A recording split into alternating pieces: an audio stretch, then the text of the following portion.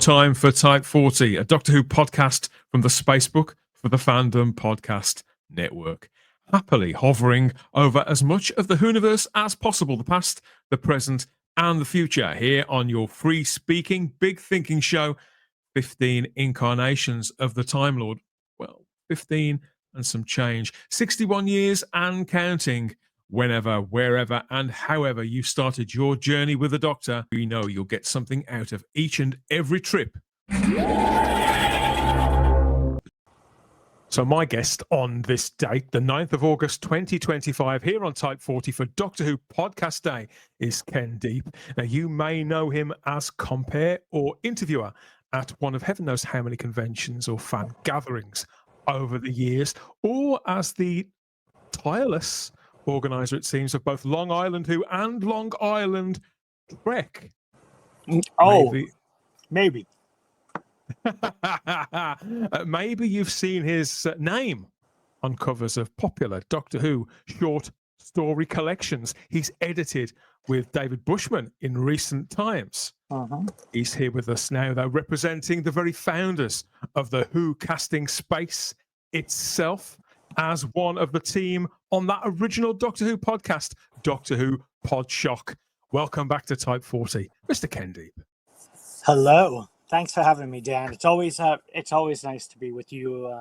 You always seem to make me feel pretty special that you honored you created this Doctor Who podcast day using the date of the first Doctor Who Podshock, and it's humbling, it's flattering, it's all of those things, of course, because it's pretty cool, and yeah, it's nice somebody remembers. It seems only polite, especially with the Doctor Who podcast universe just exploding over the past few years. I mean, there's so many incredible podcasts. You know, the Podshock was never on a set schedule, and of course, you know, we've kind of disbanded over the past few years. So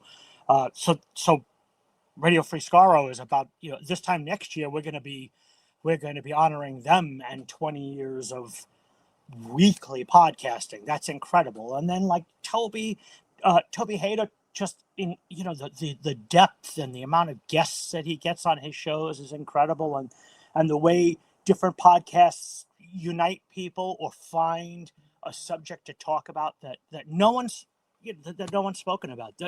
All of those things blow me away.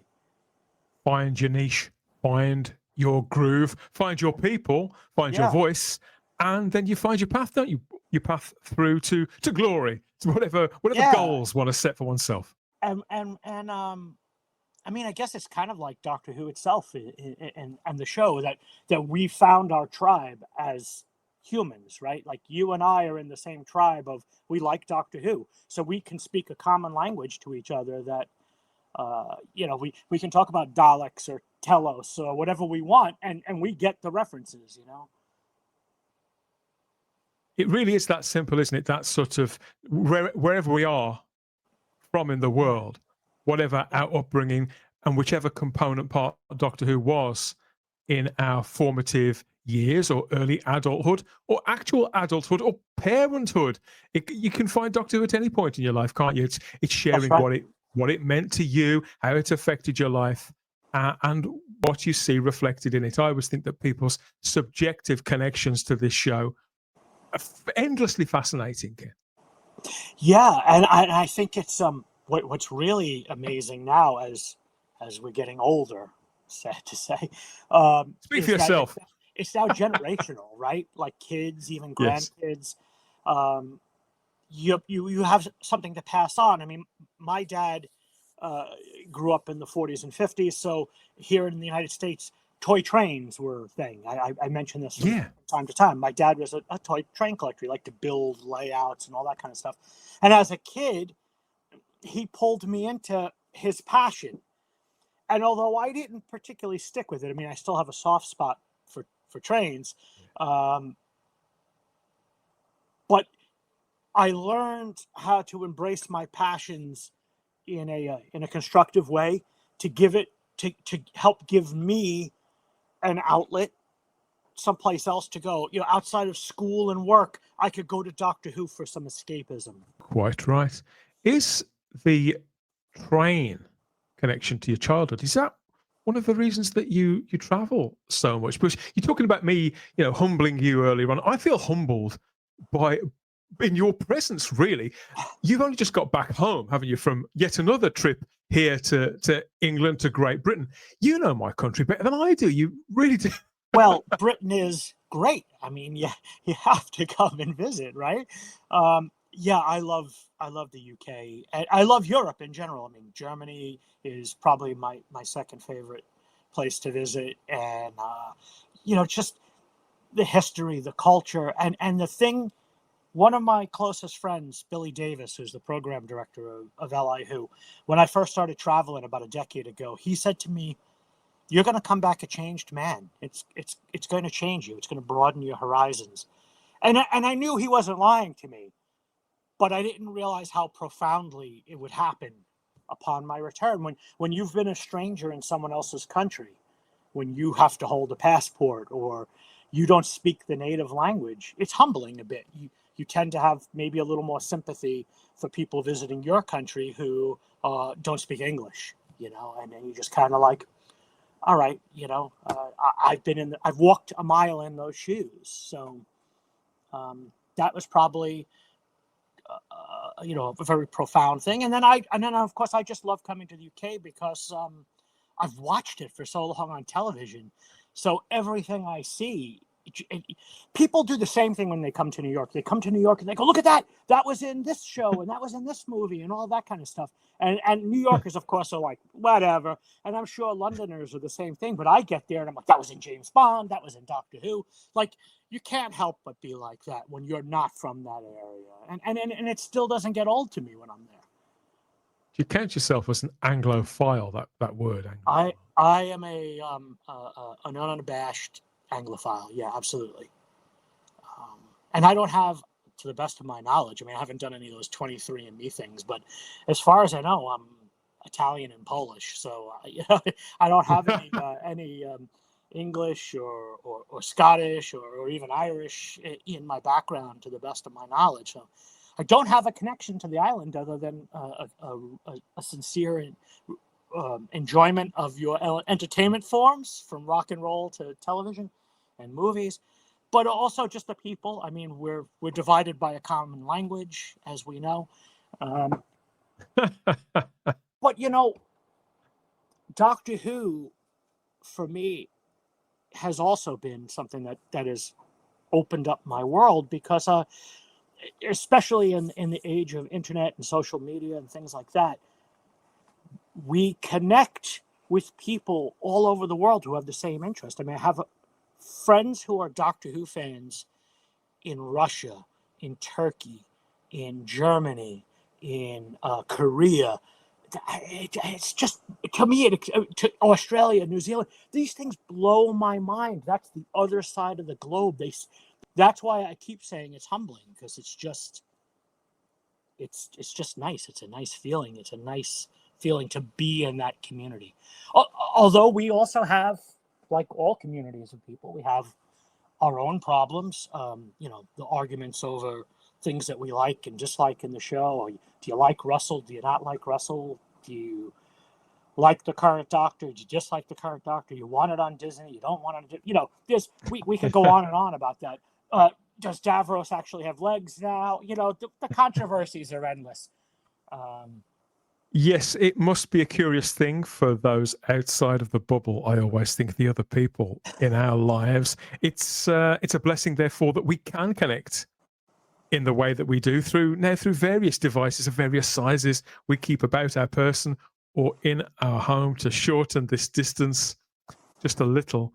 It's breathtaking to be able to look into, people all over the world, and even though you don't see each other face to face, you connect via social media, because someone will post a picture of a wedding or a child being born or whatever they're celebrating, and you, as an acquaintance or a friend, or even closer if you have relatives on social media, you stay connected like that. You feel a little more in touch with their world, and then you can send them a message instantaneously and say, whoa, I see you just graduated. What I didn't know you were going to school or something, and get that feedback, get that information, and it's like an extra kind of virtual sort of pat on the back, or a bear hug, or whatever you do, whatever formed your connection, your relationship to that person. It's a way of being involved, just to a tiny extent, even if it's just to wish people well, and let them know that we're thinking about them. That's right. And that, for people who are battling any kind of illness, and I know particularly this is something that you hear spoken about a lot with people maybe who are battling cancer.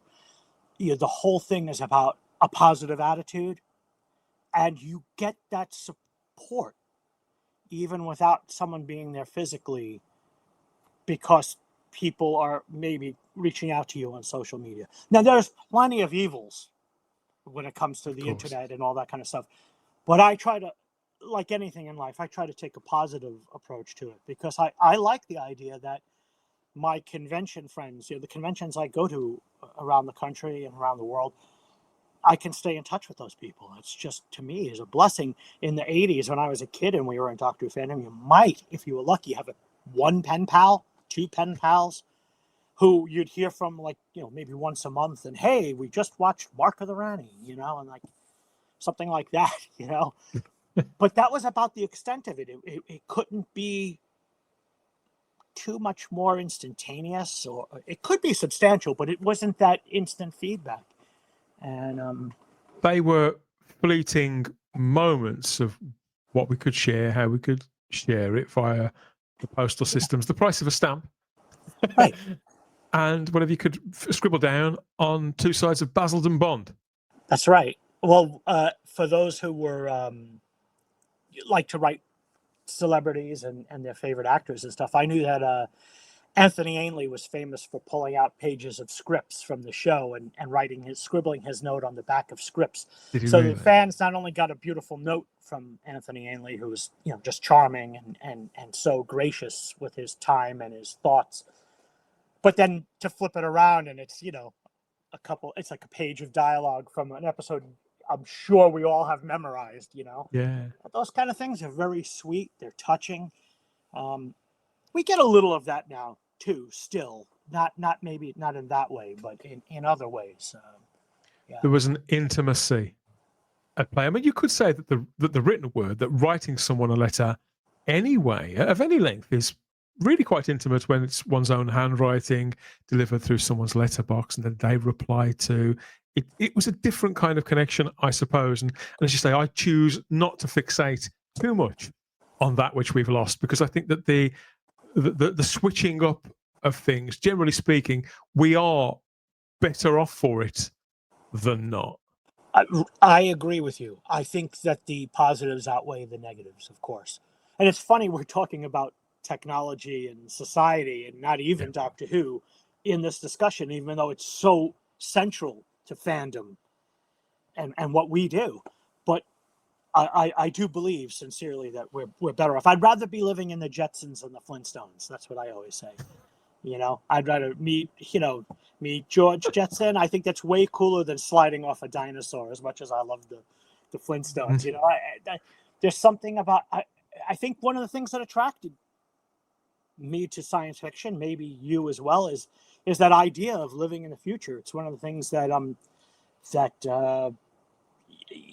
many of the people that we admire that are sort of pushing the barriers of technology and the limits of technology today, they also grew up on sci-fi, and they're trying to create the sci-fi we all envisioned, right? A portable device in your hand that's like a communicator or like the tricoder. They're working on things like going faster than light or beaming us down or all these kind of things. These imaginary things now fuel the minds of a generation that have the tools to possibly pull this off. I hadn't looked at it quite like that, but yeah, I think you're right. I think there's a side to most of us who simply wants to know what's going to happen, whether it's in your favorite TV show, whether it's culturally in your local area or in your country or in the world. or simply regarding a set of people, we'd love to know what our grandchildren's grandchildren, who will they be? What will they be like? What will their names be? Yeah. Simple thoughts like that. What will inspire them? What will challenge them? What's the challenge going to be 100 years from now? What incredible thing will they see that I would be so envious of? Right? Like if it's something like, well, they can get on a hypersonic airliner and go from New York to Paris in 22 minutes or something. I mean, we would be like, wow, that's amazing. Yeah. It takes us 7 hours to go there now, with the long white beard looking like Gandalf. Yeah. But then, you think back at like Charles Lindbergh, they threw a parade for him because he happened to make it across the Atlantic, so look how far we've come. It does beg a belief. This is getting deeper than I expected, really quite early into the conversation, Ken. I mean, go deep with deep, I suppose, is could be the tagline for this episode after all. The reason why you're here this time, because you have been on before, haven't you? But the reason why you're back this time is to celebrate, to mark the 3rd annual Doctor Who Podcast Day in 2025. We're marking the 20th anniversary of the beginning of what's now, as you said, a community strong in both numbers and creativity. There's more about all of that coming up right after I remind you, if you want to do some real-time traveling of your own, each and every edition of this show, past, present, and future, is just a tap or two away on the device of your choice, providing you know precisely where to look. Over 150 other podcasts, a back and forth catalogue of reviews, previews, interviews, geek outs, and deep dives with all our regular panelists and lots of awesome guests. Something for every fan there over at our home feed, type40.podbean.com. More about that a little later. And we'll be making time to plug our sister and brother, cousins, and other podcasts across the fabulous Fandom podcast network too. So time flies indeed. Let's not waste a second more. We're celebrating 2 decades of Doctor Who podcasting itself, if we may be so bold, here and now. When the first series of the relaunched, recast, and resoundingly successful Doctor Who closed out on the 18th of June 2005, I think the pride long-term fans had, that sense of vindication that we'd got for keeping the faith all that time, was matched with relief that it was all over after such a huge ride, as well as the compulsion to speak about it all louder than ever. After all, it seemed everyone was watching our show that summer, and with a further 2 series commissioned and another new Doctor for us to get to know in the not too distant future, it seemed like Doctor Who had the most bright path forged for it directly ahead. Podcasting as we know it was in its infancy. Early podcasts existed before the term podcast was even coined in February of 2004. But the Doctor Who commentary space looked very different to how it does now. This was a whole new medium that was becoming open to all of us, that could host long-form conversations, the type that we were having at clubs and pubs and gatherings of any kind anyway. Looking back, it was obvious that Doctor Who fans were going to adopt this, wasn't it, Kit? Oh yeah, it was it's part of Russell's genius was that he knew that there was still a fan base that would come and support it right off the bat. Now, whether they stuck around was a coin toss, but he knew there was a solid base of people that would be watching at least the first episodes, the first season, and then the challenge was to keep them around. And of course, we know after 20 years it succeeded. I think the challenge that, and I know, I'm pretty aware of some of your opinions about the last couple of years. I think the challenge with the show now is that I think the audience needs to miss it a little bit, if that makes sense. In other words, there's almost an expectation that we'll always have Doctor Who coming out, and I think if there's a chance that if people think that, oh well, maybe it won't be around anymore, and we start to miss it a little bit, when it comes back, we'll be excited again. I think that's. Do you think it's almost become too big to match our expectations of it, based on either past glories or things that are going on with other shows and other properties? I mean, where does it come from? Yeah, there's plenty of reasons why things have come to this point. Some people believe that it has to do with politics or things with social awareness, that it's become too political or too, call it what you will, use whatever terminology the current news jargon is. But other people just think that it's treading too much on its own history. One of the things I say about my guest of honor at this year's Long Island Doctor Who convention, I have Joe Martin as my doctor this year. And one of the things that I really like about The Fugitive Doctor is that it's returned some mystery to the character.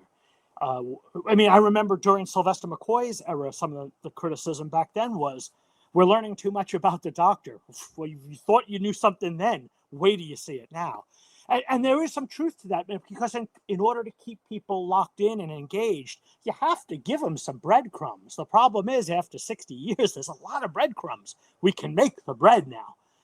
And so you have to figure out a new way to create a mystery. And I think that's what they've done now. Some people may disagree with this sort of what we understand of the character, right? Does she exist before William Hartnell, or is it a separate timeline? These are all mysteries yet to be solved, but the point is they're mysteries. The question mark is back. And so that's my optimism. That's where I think it's going. But I also know that we have a lot of competition, and with streaming. The one thing I will say in right now is that as sci-fi fans, we get what we want. You want Star Trek? Star Trek's out there. You want Doctor Who? Doctor Who is out there. Whatever you're looking for, it's out there. And the whole notion of a show getting canceled, and I'm using the air quotes, although they're kind of corny, but it is true that you can't cancel a show anymore. Like, if you demand it, it'll come back someplace, whether it's on Netflix or HBO or Disney Plus or wherever. There's so many avenues where 40 years ago, if a show was canceled by a network, it was incredibly rare that another network said, well, we'll take that show. It just really didn't happen. So that's why I quite often on social media, people will be like, Doctor Who is canceled. I'm like, it's not canceled. Just stop with that. You know nothing about the current mechanism of entertainment. It's just not a thing anymore. Saying it's canceled is like, I don't know, like making a reference to something from the 1970s. It just, No, I understand where you're coming from. I mean, some people feel hugely differently and react very specifically in that traditional sense, using those yardsticks that we've always had as viewers. But you're quite right. Things have evolved quite a lot. We speak very, very freely and offer a forum for any kind of opinion whatsoever. Something I try to make clear is the distinction now in 2025 between the cancellation or simply the non-commissioning of Correct. a production, of a TV production, and the cancellation of a brand or an IP. You can't cancel an intellectual property. Someone somewhere is always going to own the rights to it and therefore be interested in furthering it in some way, be it on the television or not. These things, this way of looking at properties, at ideas, at characters and stories wasn't in place 50 years ago, never mind a century ago, which of course is why the work of everyone from Sir Arthur Conan Doyle to Edgar Rice Burroughs and Jules Verne ends up in the public domain, because obviously who could possibly see this far, and how things would change, and how readers would become viewers, would become contributors themselves, and feel that investment in shows and movies and characters that they've kind of chosen as their own companions through their lives, if not constantly, then something to have on a shelf that you can always go back to. That's part of my journey, part of my path. Doctor Who isn't a series. In particular, Doctor Who isn't a series and a universe that people follow in a passive way.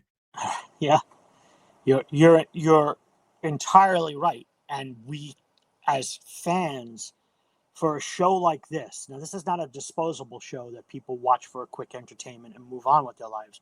We invest in this show. We invest our emotions, our thoughts, our time, our money, all of these things. We invest in this show because it speaks to us in a particular way. And so there's a lot of ownership in fandom. And that's, there's nothing wrong with it. We all feel the same way. It's just, I think there are some people out there that think just because they feel that way, that their opinion is as valid as Stephen Moffat's. And on a human level, yes, it is. But on a business level, Stephen Moffat was the man who ran the show. He's a award-winning and very capable writer and showrunner. And he cut his teeth in years of television to earn that position.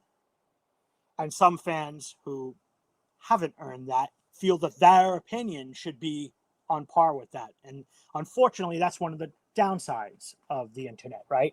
They need to do this with the show, and they need to do that with the show. And it's okay to have that opinion. My only thought about people expressing their opinion is keep it constructive. I think if you turned around and said, I don't like the direction, or I feel a certain way, but it's that stupid trash talking that really frustrates me. It's like, this is the thing you love. And that's why sometimes I see these sort of comments on posts and things, especially if Radio Times or some large news source putting an article out on my favorite show. You get a whole lot of trolls, you get a whole lot of bots, and you even get a few casual fans with a lot of strong opinions. And it's, it is what it is. But but it should be constructive. It's okay to say, I didn't like last night's episode. It's not okay to say, this is the worst trash in the world, they need to cancel this tomorrow. That's just stupid. One, it's not really going to happen. And two, you just sound like an idiot. Ken, I have to ask, because there'll be people listening to this, I know, who will strongly disagree with some of the things that you're saying, or wondering where you're coming from with this. But what I wonder, speaking as somebody who is a fellow fan, fellow content creator, and I think we're sort of roughly the same age, have you always felt this way? I'm not saying you're wrong, but I understand, and in many respects, I share your sentiments. But I can see why other people may feel differently. And I was wondering, have you always felt this way? Or is this a position you've got to very gradually? I think it's in the early days, and more to the point, I suppose, as a pioneering Doctor Who podcast, I'm going to keep coming back to that. Mm-hmm. When you were having those conversations, be they with Lewis or James or any of the other guys and guests that you had on that show, surely you talked all these things out then. There must have been people with some pretty robust opinions, voicing exactly the kind of criticisms that you're kind of decrying now. I mean, one is in the show itself. I know that we all consciously tried to create an atmosphere of constructive criticism. We didn't do any bashing. So I would hope that the audience that was attracted to that kind of talk wouldn't. But you must have had differences of opinion and of tastes, and you surely must have disagreed about some creative decisions, even if it's just the fact that not all of you like the TARDIS console. Why isn't it bright white anymore? But we didn't. We had respect for each other, so we didn't dump on the other person's opinion. You have to, you have to respect the other person's opinion, hear where they're coming from, and maybe what they have to say will help shape or develop your own opinion. And my thing about kind of talking about to answer your question a little bit further, I'm thinking of a story. I think I may have told this one other time that the three of us were talking, and we had glanced on some political topic of the time. And one of the things Lewis said when we started was, we should never hold back. We should always speak our mind. And we all agreed, yeah, that's of course. Why would we ever hold back? That's the sort of thing you start with, right? My philosophy is always, well, what could possibly be go wrong? It's just my opinion. You've got yours, and you've got yours. People are listening, they've got theirs. So where's the harm? We received an email, and this person changed my mind. It's how this evolved. Okay. And I come to, and so for people who say that, oh, well, you could be closed-minded or whatever. Well, explain to me then how my opinion evolved on this. The person said, he said, I don't agree with your politics or anything like that, and blah, blah, blah. And I'm not mad, but I do want to point out that I listen to your show to escape from stuff like that. And that changed my opinion, because what they're saying wasn't bashing what I said. It was constructive, right? And what they said was entirely accurate. People will tune into a Doctor Who podcast not to listen to politics. If I wanted to listen to politics, I'd go to a political show. It doesn't mean you can't have an opinion on it, but we shouldn't dwell on it. Or if you follow what I'm saying, you don't want to censor yourself, but also be aware that your audience is listening for a particular thing. Just the same way that on a Doctor Who podcast, we shouldn't spend 20 minutes talking about sports. It just wouldn't make sense. No, I agree. I don't think I think if you can sort of gauge the temperature out there and feel that people may be sort of in a negative space or find themselves languishing in a hole, either one that's been dug for them or that they've dug themselves, I never view our role as to be the ones to grab a spade and to dig that hole deeper and climb in. That's, again, other people will feel differently, but that's very much how I choose to do this and to connect. I think that going back to sort of the constructive part of it, I see some people more so on YouTube than I find here. In an environment where there's also still downloads. I mean, I'm old-fashioned. I use the podcast app on my iPhone to listen to my podcasts, and but the YouTube, because there's a revenue stream there, and that it's really based on clicks and views and all kinds of things. It's incentivized. It's incentivized to be sensationalist, and there are a lot of Doctor Who content creators on there that they just say the most ridiculous things, and that's the kind of stuff that I'm just. Speaking of somebody who's, why do we have to have the junk food of Doctor Who talk when we can have the fine dining experience that we're having right now with an intelligent conversation? Speaking of somebody who's had those conversations and spoken to a lot of those people, there's nobody I won't speak to who holds any view at all, puts out virtually any brand of content either, or is any part of the Doctor Who community. I think everybody's got a very interesting and particular story to tell. What I found, generally speaking, as whatever differences we may have, for the most part, with virtually everyone, there's not much that can't be either sorted out or where the atmosphere can't be sort of drained of any tension. There's not much that can't be fixed by us all rolling down to the pub together. Yeah, or having a chat about the Day of the Daleks or Monster. Reconnecting with the things that brought us together, be it Doctor Who in the first place, or the fact that you might both be parents, both parties could be parents, or you went to the same school, or you watched the same movie last night, to find the common ground between us. And then it sort of rehumanizes the person who's been in the other corner 5 minutes ago. But obviously you can lead a horse to water, but you can't make it drink. And there are some people who are very reluctant to do that. And although that can be frustrating, there's got to be an element of live and let live about even those exchanges. Yes. Absolutely. Just like I say, you can hold any opinion you really want, and that's you can't restrict someone's thoughts and feelings. I'm, as as someone who's out there, doing shows, doing conventions, being on here, writing, I try to set the air of positivity in my own tiny little sliver of Doctor Who fandom, to be constructive, to be positive. I think there's something.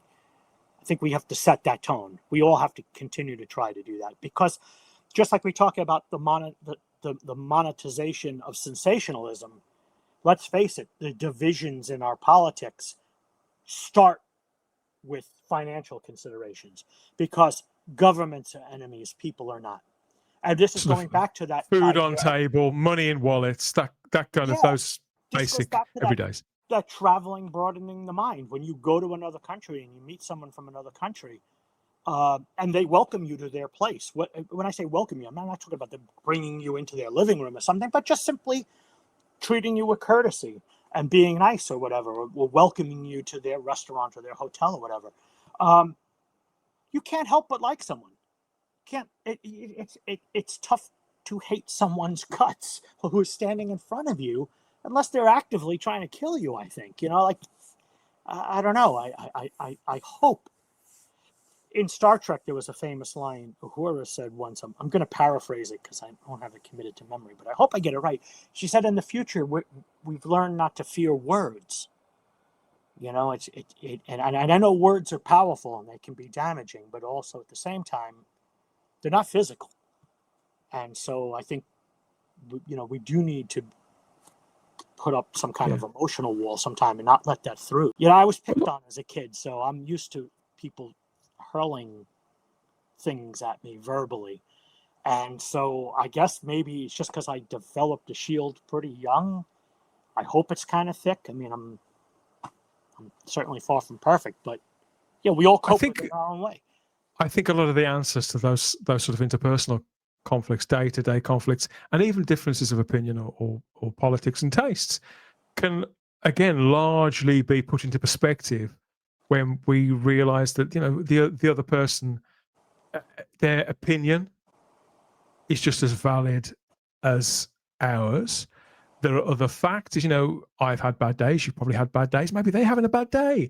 Anybody can forget their manners, or speak out of turn, or speak from an uninformed position, and sometimes be aware that they're speaking from an uninformed position too, just because they want to blow up a little bit of steam.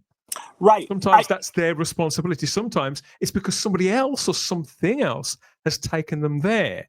And I think that in some respects, linking back to Doctor Who and where Doctor Who is at the moment, people feel that the position that the show is precisely in at the moment, that we've been taken there against our will, compared to the optimism of 20 years ago that we were speaking about a little while ago, that now we are where we are, with the word pause very much ringing in our ears from somebody who's been the series' biggest ambassador, most enthusiastic ringmaster, and one of the biggest figures in certainly British television in the last 2 or 3 decades, the most ardent supporter of all things Who.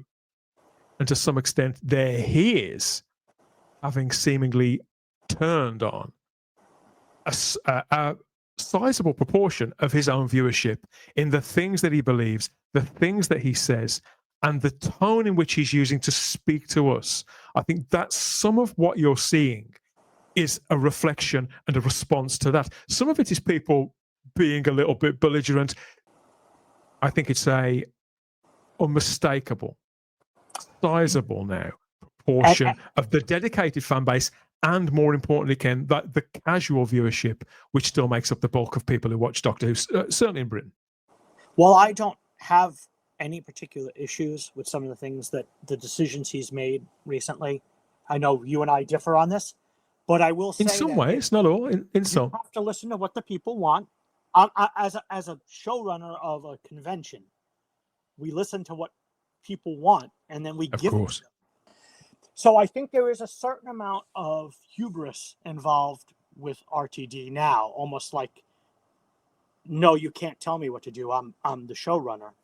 And part of it is true. Part of it goes back to that whole, well, if you don't like it, just go get a career in television and take over Doctor Who.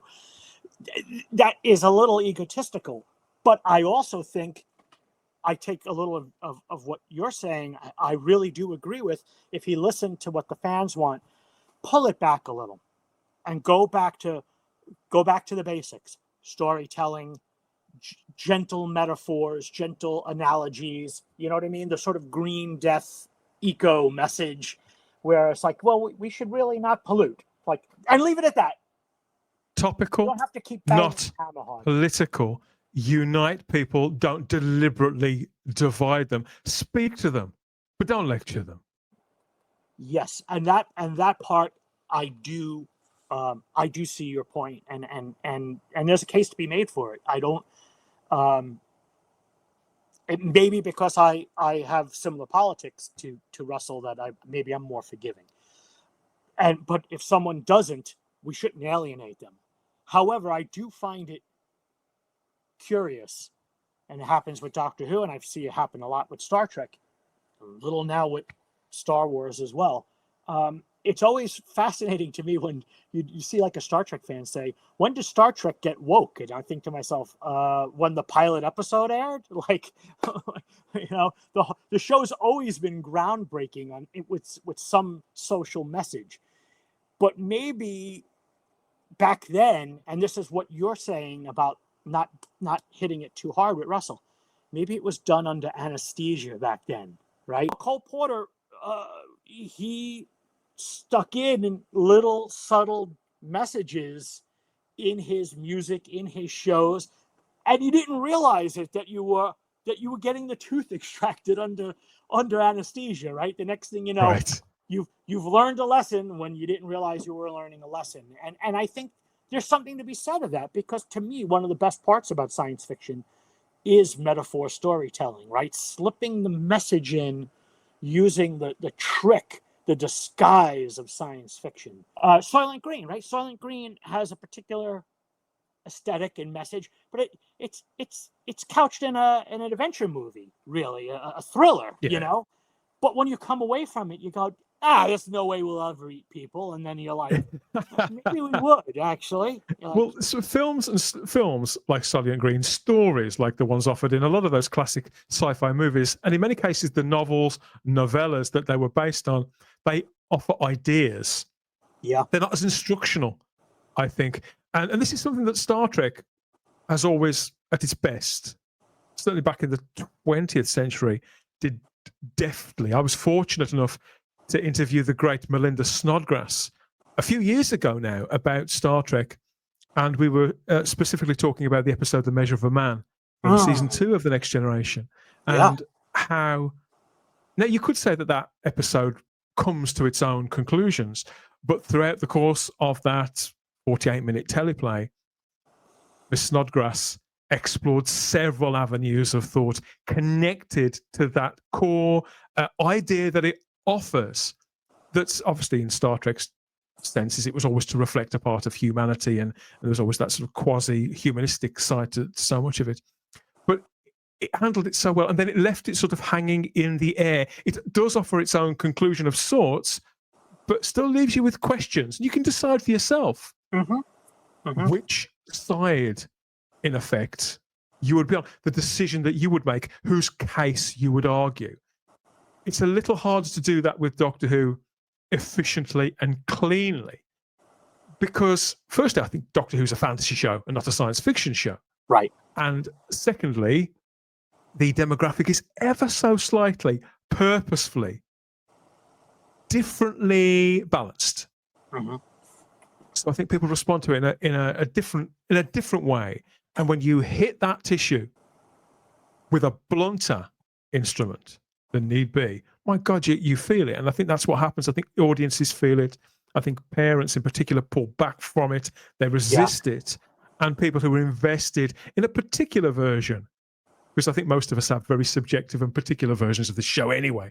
But say if you feel like this is sort of riding the crest of a wave, and this is the version of the show that you really, really love, or you're simply willing it to further success, and you see a statement made that really is more contentious than need be, it's almost like watching your own home football team score an own goal. You think, oh, oh, and it was going so well. I think Right. most of us still root for Doctor Who to win each and every week, episode by episode. And this includes some of us who are the most verbally condemning. I think they wouldn't be there each and every time for the 40 minutes or however long the episodes are on for, if they weren't willing Doctor Who to endure and to succeed and to hit a creative pay dirt again. So I think it's, in a sense, it's very, very complicated, but in other ways, it's so simple. You think, because, make good stuff, more people will watch it. Word of mouth gets round that Doctor Who is hitting a creative high again, or that the latest Doctor is glove fit, shit hot, whatever you want to, whatever synonym you want to use, and before you know it, boom, it's flying high again. I think engineering that isn't always down to the people who make it or the audience. I think there's got to be a little bit of magic in the equation somewhere as well, or it's just the right time, because my belief is that it's unrealistic and perhaps unreasonable for us as fans to expect Doctor Who, just like any other TV show, to be literally at the top of its game all the time and always massively popular across the board. You have to have the valleys to appreciate the peaks. Like songs on an album, right? You have a favorite band and they put out a new album, and you're going to have songs you really like and other songs that either take time to grow on you or you just don't like. I mean, you can't keep being creative and be perfect on every mark. I mean, you have to try, of course, but there's always there is a place for an average episode, where in an average episode that's not a Blink or name one of your favorites, but there is a place for an average episode to go in there and do a little character development, take us to try something that hasn't been tried before, just to keep it fresh.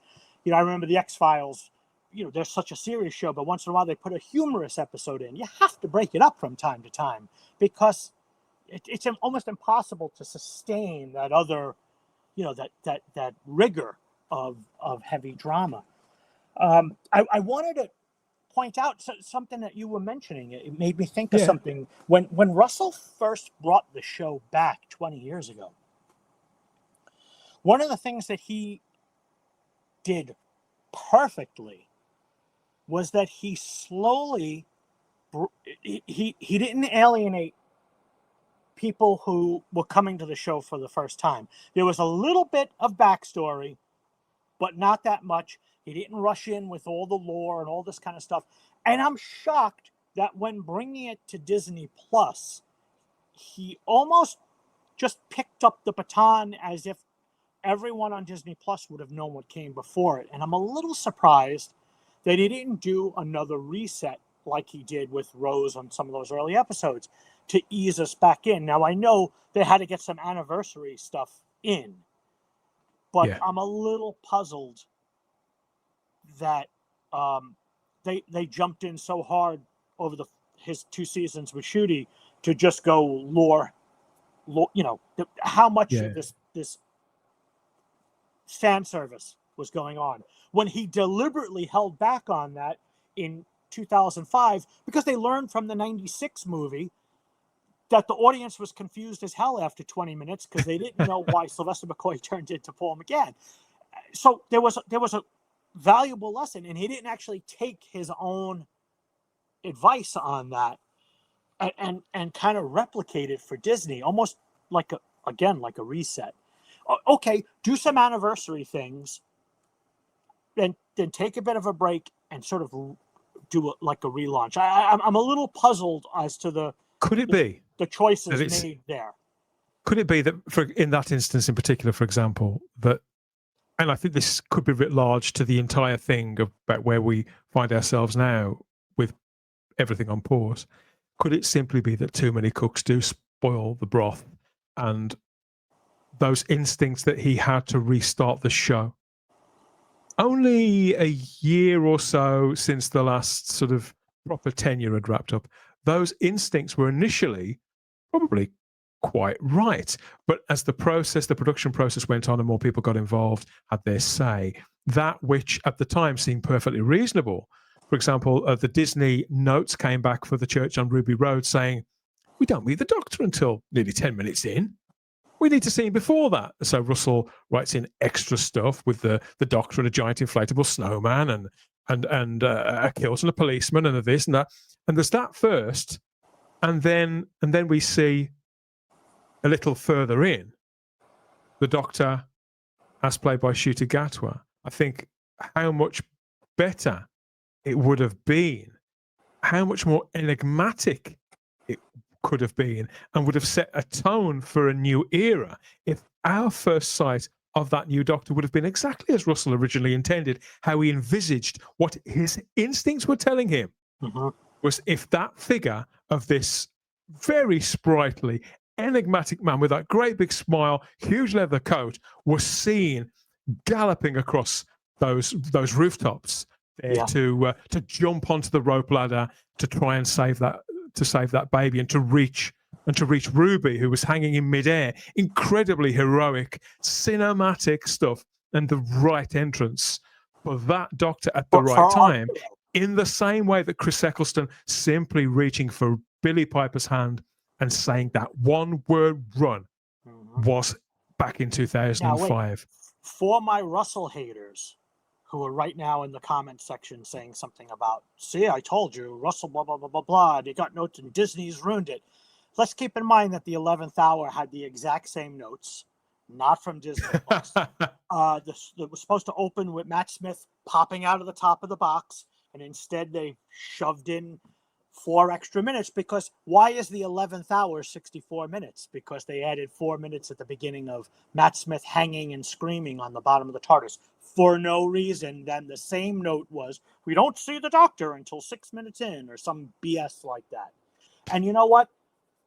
I didn't know that, but I think the big difference, of course, is that back in 2010, Doctor Who was still the biggest show on TV, and it had only been a few months since David Tennant had departed, leaving the series in great health, and with people, the general audience and the fans, really, really wanting for it to succeed and being rabid for it.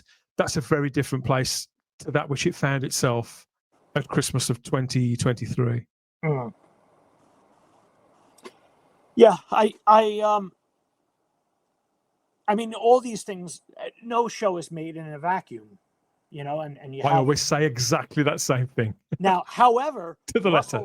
Russell is to the point in his career and in his domination of Doctor Who, the way George Lucas was probably when they did the prequel trilogy 20 years ago, you know, with Star Wars. He was surrounded by people who were all picked by him, or were his people. I think it is important to have a few more buffers, or a few people to say, that sounds a little corny. Maybe we, you know, want to, what's plan B? You know, something like that. And I think maybe when you have no one giving you a little tug on the reins, and I'm not saying there isn't. We're not there. We're not in the production office. We're not in the read through. But the general sense is that, you know, there's not as much tugging of the reins as there might have been at one time, whether you're talking about Russell or other creative things. I think some of the worst things in the world is when an artist has too much of a palette to choose from. I think sometimes art works really best when you say, put your art right in here, and the artist makes these decisions and does these wonderful things within a certain framework. I think maybe there is something to be said for too much freedom, and maybe that's what we saw. Because the series has been, you know, notoriously over the decades, the classic series and New Who, when that first started, practically everybody who ever worked on both productions talks about its limitations, doesn't it? Whether it was the fact that all the studio lights go out at 10 o'clock, whether you filmed everything or not. You know, how many times have we heard that from across those 3 decades that the classic series was in production? Or more modern series concerns about how, you know, they still don't know how much explosives to pack into that space to blow it up safely. Or we hear similar stories throughout both productions, but more often than not, they speak of of working within limitations of the necessity becoming the mother of the invention, more cliches that turn out to be true. And of course, all of those things are kind of enforced on the show because of limitations that are there. I've heard it said that the production, as since it's been with Disney, the budget, that the money that's come directly from Disney in particular is nowhere near the sums that have been speculated on. Oh, yeah.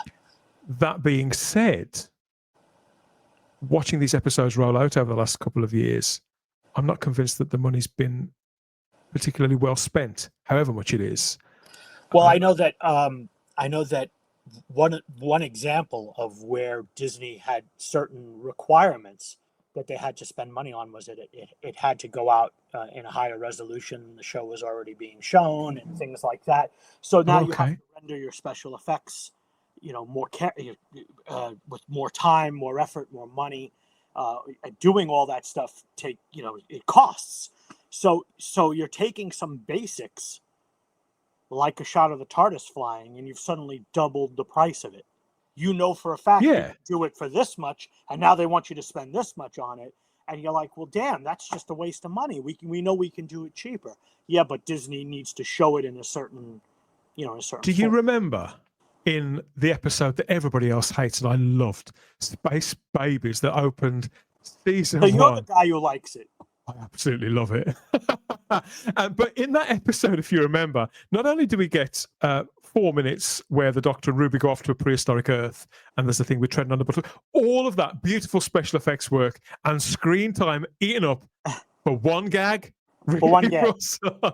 So we've got that. But the element that interests me more so, as a very sort of visual person anyway, is, fun enough, it's as you've just said, we see the TARDIS go from place to place to place only in that episode in a far more elaborate way than we ever have before. And since it's not been repeated since. If you remember, we see the TARDIS spin out of one form of space into another, breaking through dimensional barriers and passing through real world domains like the hulls of spacecrafts and things like that before arriving at its destination. And it's as if Russell was anticipating questions from that greater in number audience that he was imagining would find the show on that global streaming platform. Not necessarily thinking that was at fault, but I think, again, it points to a general mindset of perhaps creating problems for oneself, extra hurdles that may not necessarily have been there. I think that Russell also, he follows Doctor Who as a fan, so he's reading people's opinions and comments and things like that, and he responded to it this year, and that's the part where I say about constructive stuff. I think if our message was more constructive in our, let's go back to serialized, I love two-parters, or I miss two-parters.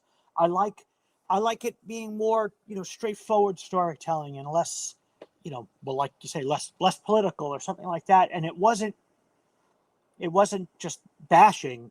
I think it would resonate more with him. And I give Russell, to me, Russell walks on water, because one thing that people don't realize, or they do realize and just choose to forget, is we wouldn't have Doctor Who back if it wasn't for Russell. And if we did get it back, it may have fallen on its feet, because they've tried to do it once before with very experienced people, and it didn't take off. So we got lucky. And also, for people who say that the Disney stuff is a complete waste of time, well, then you're missing some really great Doctor Who, because as much as there's stuff in it that some people really dislike, there's some amazing episodes in there, amazing concepts, interesting characters, things like that. Why would we not want that in our canon? actually would say the same goes for Chibnall. You know, some people were like, we got to get rid of this guy, Chris Chibnall. You know, I don't like the way the show's going, blah, blah, blah. There's plenty of good stuff in Jodie's era. It's not my favorite stuff, but some of it is. Some of it is really, really good, and I enjoy it. So why would I not want that? Why would I not want those DVDs and Blu-rays? Turning the dial back a little to what you were talking about concerning feedback and the way that it's sent.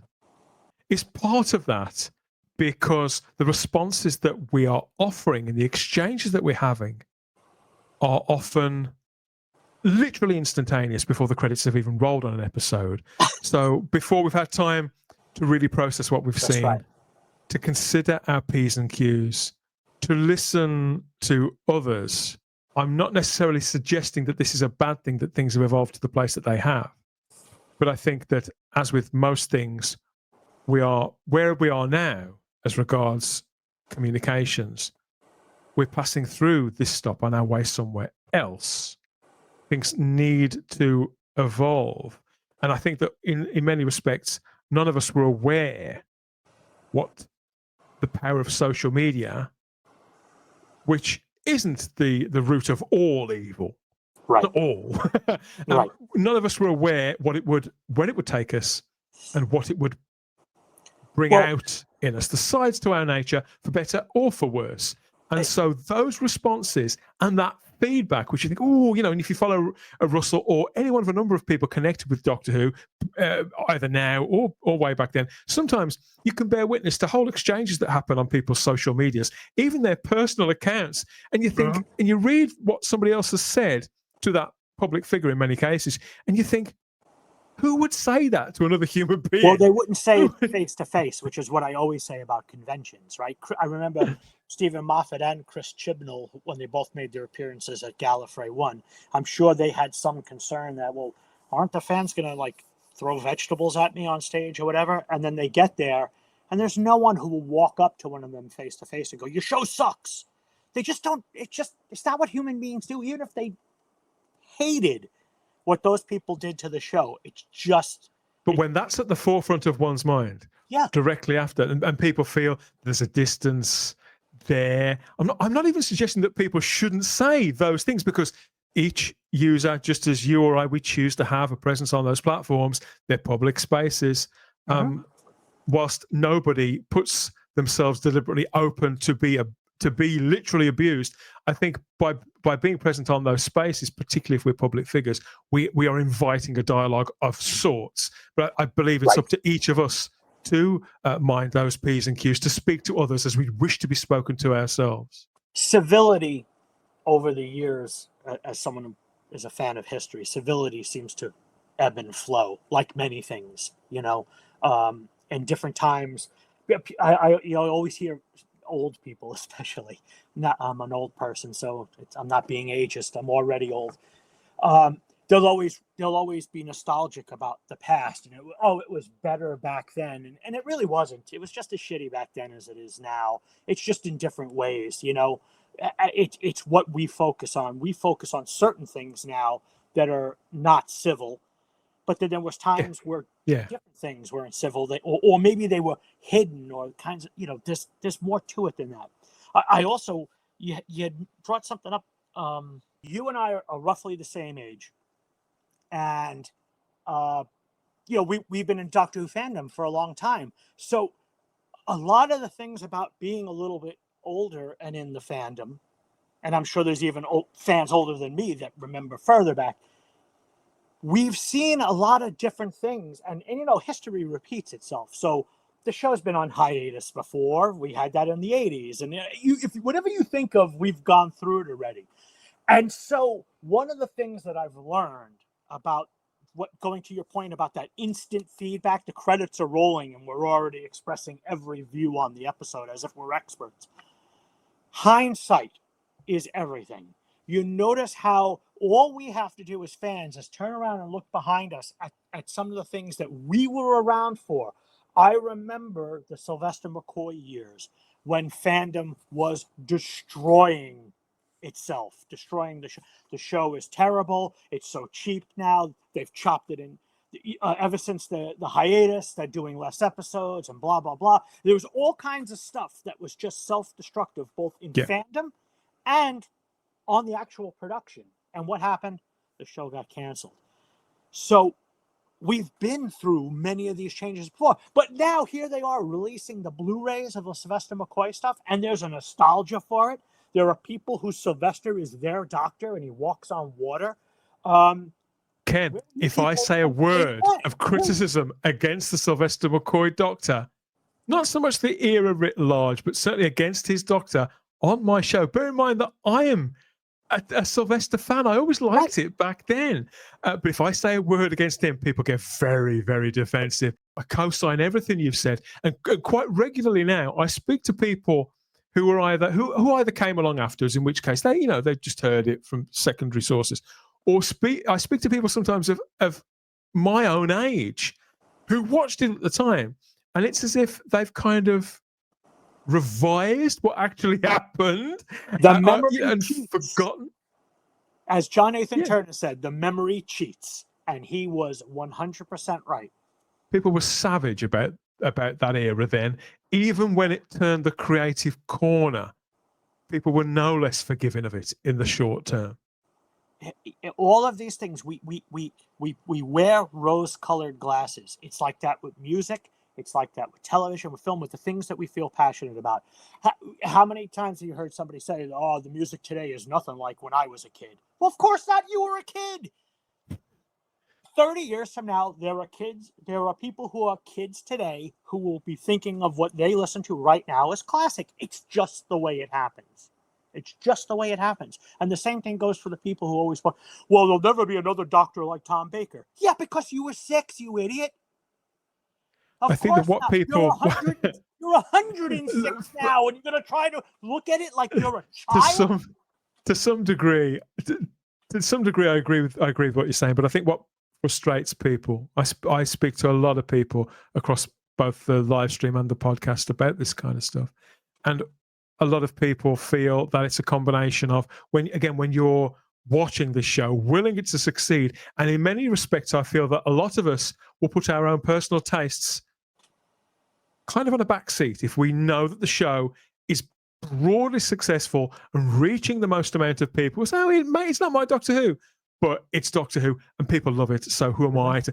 I think that's a part of most fans. Where I think the difference is where people can see the viewership in relative terms, because TV has changed, blah, blah, blah, in relative terms going down, the cultural relevance of the show stopping dead in its tracks and then almost disappearing into thin air.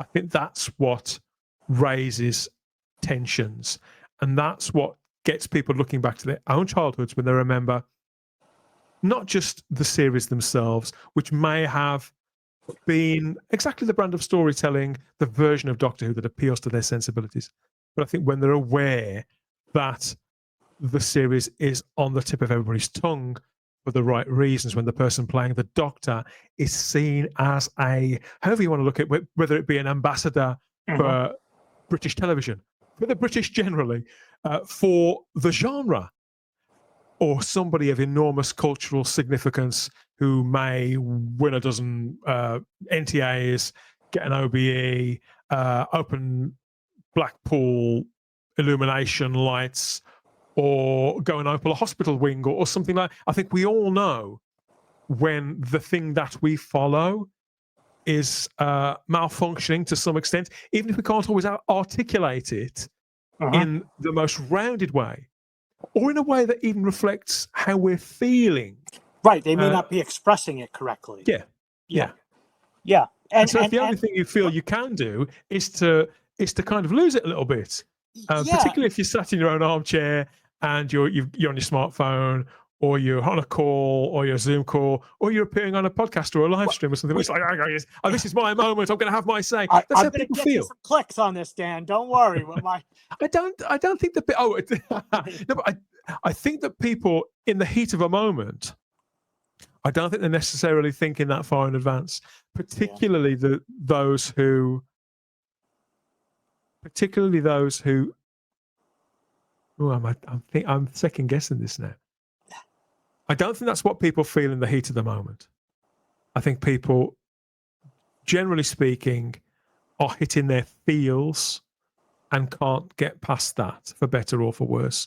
Mm-hmm. I think that happens when we see something that we've loved. I went to see the Superman movie a few weeks ago, and I saw that. I went to see that movie twice in 4 days. I loved it, and I had to talk about it. Yeah. And my heart was full with joy having seen it. I wanted to talk about it, to share that joy. And I think that when people, the flip side of that is that when people feel the opposite of joy, they feel despair, they feel robbed of something, they feel like they've been kicked square in the bollocks because some showrunner has just wagged his finger at them and told them they're terrible people because they voted for Brexit. It promotes the same kind of, I need to say this, I need to say, I want to share, I want to stand up for myself. I think it hits that immediately. And now there are more methods than ever to say. I think maybe have we just all forgot our manners? Is that well, and we have no Russell included? He told a load of fans to F off on Instagram, for example. There was a time when there was some kind of gatekeeper, whether it's an editor of a magazine or a paper or a general manager at a TV station or radio station. In social media, there's no gatekeeper. So whatever you put out there is just out there, right?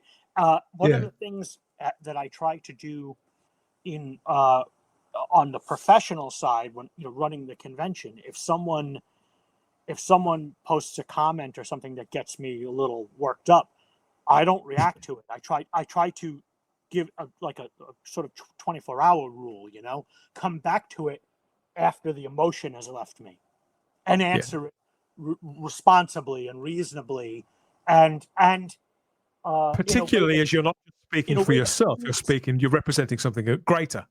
And I'd like to think that I try to do that in my personal life. I'm as human as the next person. I'm emotional. I let things spill out. Of course, we all do. I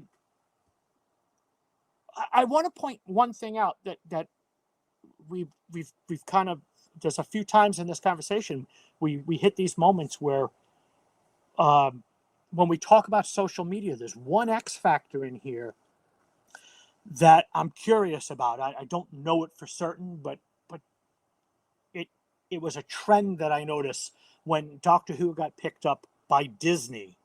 There was a whole wave of different kinds of comments that suddenly flooded the threads that we saw. And I'm curious if a lot of that is coming from people who have it out against Disney. There's a lot of people who think that Disney, some people just don't like the fact that it's a giant company, and it dominates certain things that it shouldn't dominate. And other things about, maybe their agenda or their messaging or the things like that. So they just viewed now Doctor Who lumped in with the other things they were fighting against, about maybe Marvel is too woke and swept along in something in a Doctor wave. Hey, Doctor, he's woke too. Does that make sense? It's absolutely the case. I don't think that's the case for everyone. I think there's still of old school Doctor Who fans that also felt the way those people felt. But I think there is a certain amount of gasoline that went on the fire by people that probably aren't really Doctor Who fans. Oh no, there's no think about it. I know this to be true. Because of circles I've moved in, making other kinds of content. And as I say, I do have lots of friends, associates, people I've podcasted with and live streamed with who aren't Doctor Who fans and who have behaved exactly as you describe. But what you're pointing to is the broader culture war, right? And I don't want us to dig into that because that's no. But I think that's what it is. I think that's Exhibit A, and where that manifests from precisely. I have my instincts about that, which I'm always refining over time, and I've changed my opinion about some things and not others. But I think that's what you're talking about. I think you're pointing to an investment in a broader conflict of interests, an ideological standoff, if you like, and a tug of war for our cultural identities and values that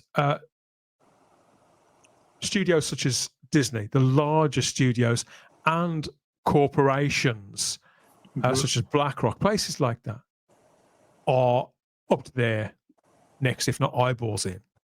And somehow our fun, family-orientated fantasy adventure serial has got swallowed up by it all, not just in a corporate sense, but in an intellectual sense as well. Dan, in an emotional sense. This is one thing where I will agree with the people who think that Doctor Who has gone too far in this. So probably that it's becoming content, and that it's moving from being a brand, which I think, you can look at the word branding cynically, but I think most people generally think that Doctor Who becoming a brand was a positive thing. When it becomes content and fodder for such as a streaming platform, whose obviously their overriding concern is always going to be keep as many people on that platform for as long as possible. That's right. No allegiance with anything, whether they own it lock and stock or not. Yeah, I think this goes back to the comment that we spoke about at the very start of the show was, when someone emailed and just said, look, I really come to this just to escape a little bit. And I think if a constructive way to bring this to Russell's attention. That's how I feel, Ken. I would have probably written that in. Russell, I mean, I respect your views, but we all come to this, whether we're on the right or the left or nowhere, we come to this to escape. We come to Doctor Who to go to another planet. And if there's a message to the story, be more creative in the metaphor. Again, slip it under anesthesia, and from that point of view, that I can agree with. I think that takes creative talent to pull that off. I think it takes way more creativity than it does to just simply hammer the message. Putting the message right out there. That being said, okay, I'll give you a second one. I came to Doctor Who as a 13-year-old. Because it wasn't sexual at all, and it's not because I have any particular hangups or anything. But as a young kid, I just was like, "Ew, kissing." That's just what we did. It was part of the appeal for me when I wanted that kind of stuff. I could watch The Fall Guy. I could watch those kind of. I just liked the fact that a bunch of friends were traveling together.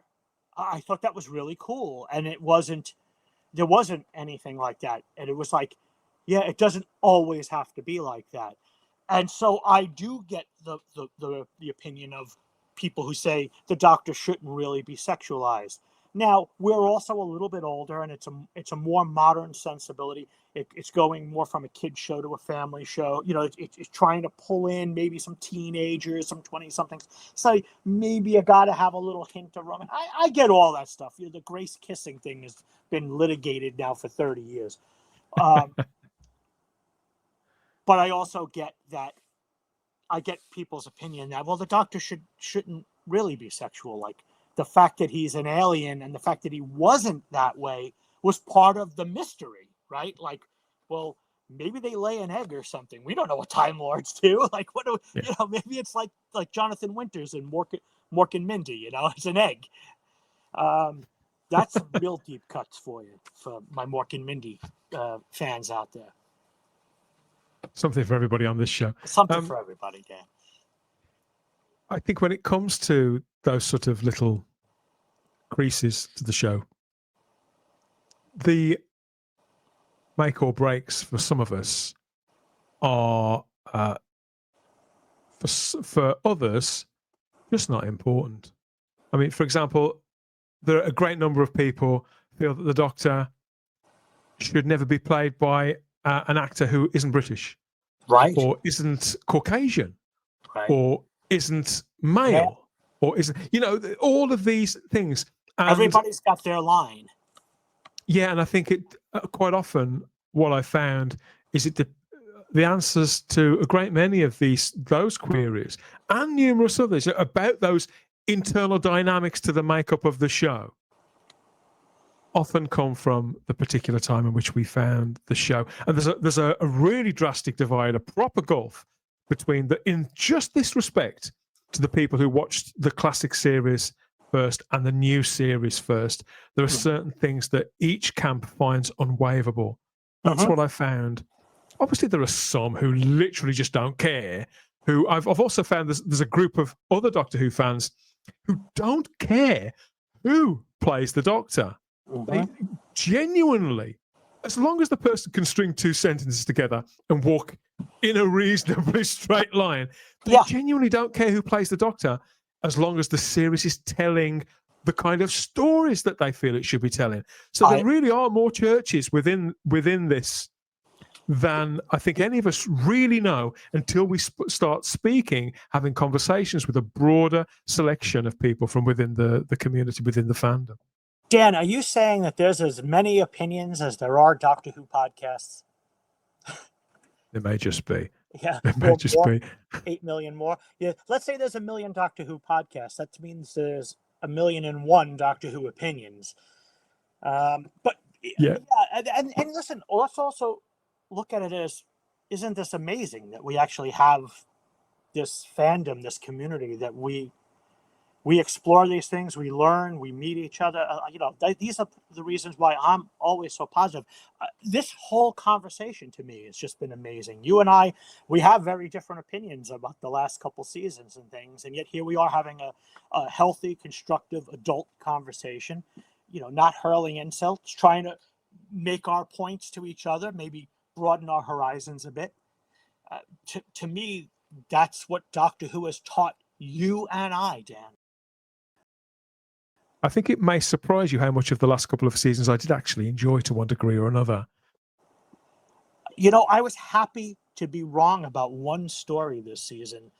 The story Lux, which I thought oh my God, what are they doing? And animated, how corny is it? It's going to be worse than Space Babies. And I loved that story. Loved it. Alan Cummings' vocal performance on it was so sincere, and I was in tears at the end of the episode with him going towards the light and stuff like that. I was moved by a cartoon,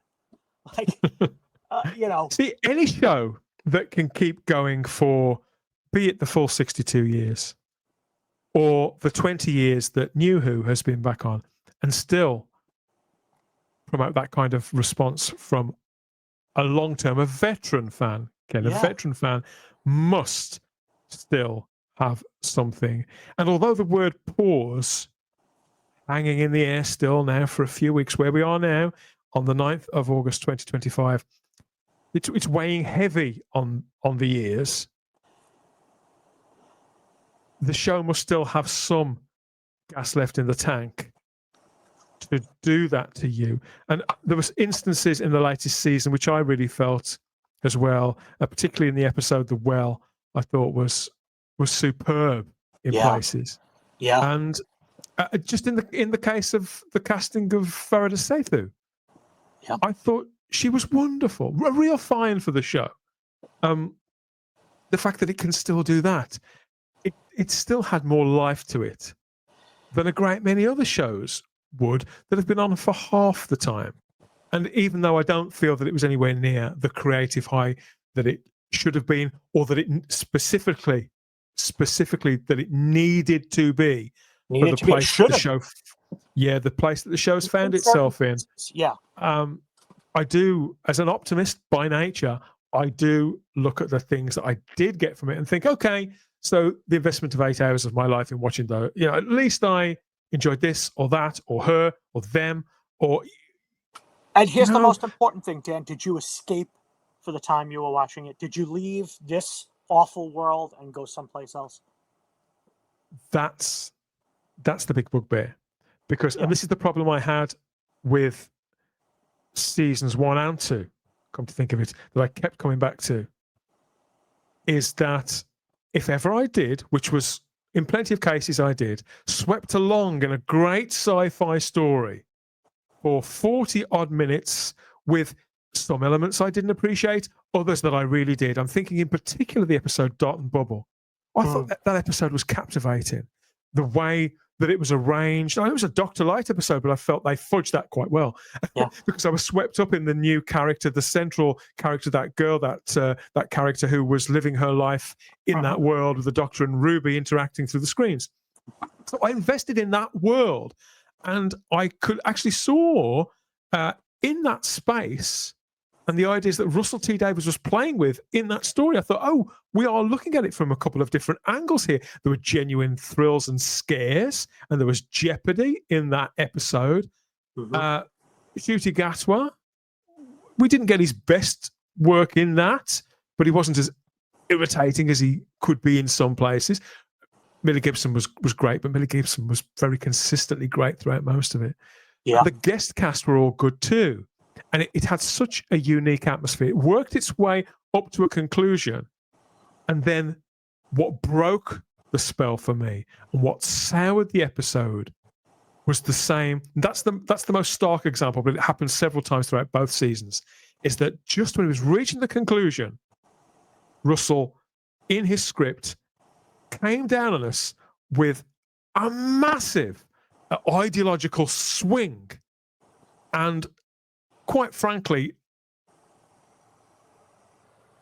trying to be polite, extremely provocative conclusions that he reached about an entire section of the people who would be watching that exact episode, pointing fingers, picking at scabs that had healed decades ago. And I felt it was beneath him. It was certainly beneath the show. It ruined that episode for me, particularly as someone in that instance, whereby sort of, oh, you hadn't, Russell's philosophy was that, oh, well, if you hadn't noticed that everybody in the episode was Caucasian, then you're a racist. Well, I'd been watching that, and to my eyes, I'd seen in that world people who I thought were mixed race. And I hadn't paid a huge amount of it. I thought, well, I'm sure one girl was, it seemed like a good cross-section to me. But apparently, in Russell's eyes, that means I'm a racist. He used that material to call me, a faithful viewer, a supporter and fan of his personally, to call me names and to score ideological points and to drive home woke talking points and, quite frankly, nonsense that he subscribes to 100%, that he insists that we follow him places he insists we follow him to, or we are bad people. And that's what leaves a bad taste in my mouth. And Ken, I found throughout both seasons, several episodes, the Star Beast was another one, were completely spoiled by Russell T Davies overplaying his hand, vulgar writing, the unnecessary villainizing of members of his own audience. I wouldn't, I'm not going to speak for him about the end of Dot and Bubble. That's his thing. That's just one example, though. Rather than no, and it's and you're right to point it out, because that's the thing that emotionally disturbed you. Because that was the episode that I think I'd enjoyed the most, and that I had the biggest turnaround from. What? I actually said out loud, "What the?" I was incensed. To say though that if instead of, I understand that he made you feel as if you were getting the message through. That he was being very heavy-handed with that writing, and it was vulgar. But the actual making you think about that, I think that the idea of what he wanted to do was clumsy. If that makes sense. If I'm going to be a defender of Russell, I'd say, well, he was being clumsy, but in the end, he was trying to get you simply to open your eyes a little bit and say, wow, yes, that's right. As a white, who is he, and who is he to feel that he should force me to do this? Who is he to decide the kind of person I am in the first place? To connect those dots. If somebody has response A and B, therefore they will get to point C. I think that Russell, I think his talent, his former talent, is escaping him. I don't think Russell's instruments aren't as sharp as they used to be. His eye, his ear for the British public, and probably a global audience is nowhere near as attuned as it was. I think time has moved on. I feel that he's yesterday's man. And if he did a little more listening himself to how people genuinely feel and respond and interact with entertainment and the reasons why the people who disagree with him about all of these topics, the real reasons why they feel the way they do, rather than the reasons that he is certain that they do. I feel that I think we could get to the place where Russell was delivering work, was delivering stories that were fit to be held up, not just to his own work from 20 years ago, but to writers of the caliber of Melinda Snodgrass, for example. Mm. Yeah, my take on it is a little bit different. I mean, I understand there are certain points in the series that were very heavy-handed, and even I was like, "Geez, come on, Russell." You know, I believe, like I said, I believe if you're as talented as he is, there's ways of sliding the messages in. Lest we forget that Russell and Pete McTighe this year chose to point the finger squarely at podcasters in Lucky Day, broadcast as part of season 2. I think the less said about that, the better. Well, I would say less so about Doctor Who podcasters, who have a wonderful community, and more so that sort of bro culture stuff, which is just like hyper masculine sometimes. Do you understand? Do you recognize why some of us may feel a certain kind of way about that? About the tone of all of those examples? Yeah, absolutely.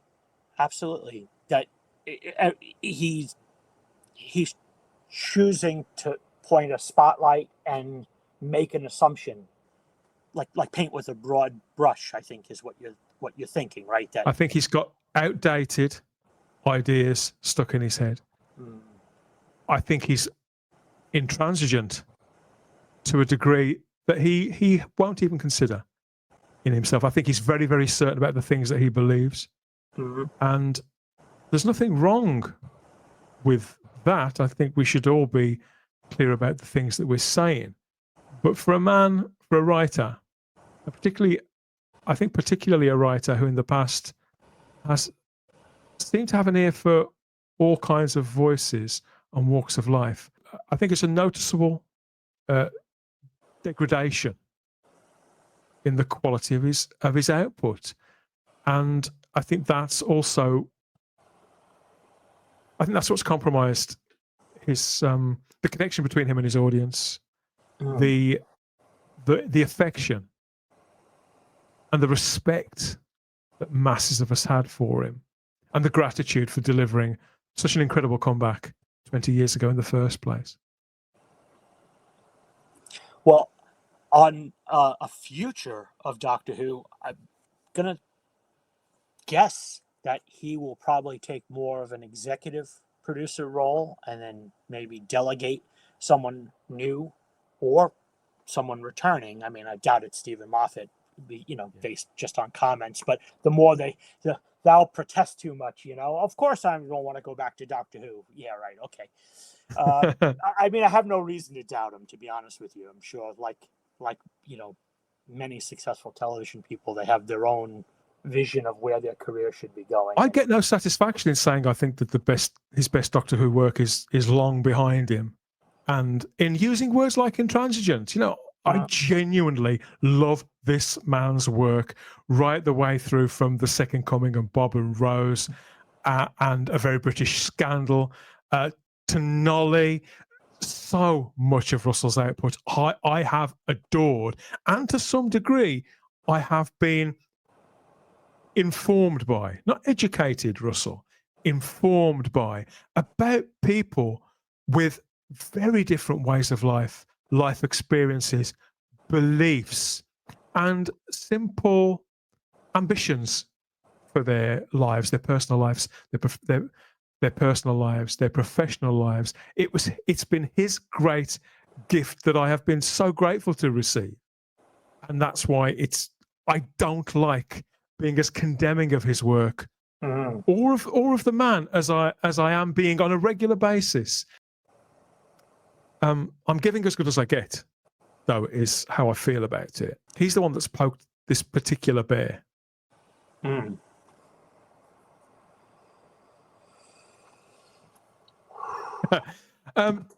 Doctor Who will return. Is that a threat or a promise? I don't know. They seem very convinced, and in all sincerity, what we were speaking about at the top of the show, that this is not a singular production. Production has ultimately paused, if not ceased. Mm-hmm. The intention is that Doctor Who will recommence, and that something, however many episodes, however many seasons, will be recommissioned by BBC Studios from Bad Wolf for broadcast wherever its new global streaming platform turns out to be. My hope is that there'll be a reasonable length of time between what we've just had and what's coming up next, partly to take on board, I would hope, some of the things that we've both sort of been pointing at over the last hour, perhaps to listen to the audience, not necessarily us, the dedicated audience, but maybe to try and gauge where the British public are with it. Because certainly in Britain, Ken, the last run, a great many people were relieved that it was over. And I don't know if you saw some of the mainstream media coverage, who generally speaking will defend the BBC to the hilt. They weren't pulling their punches over that. The series seemed exposed and tired, and the well of affection for it all dried up.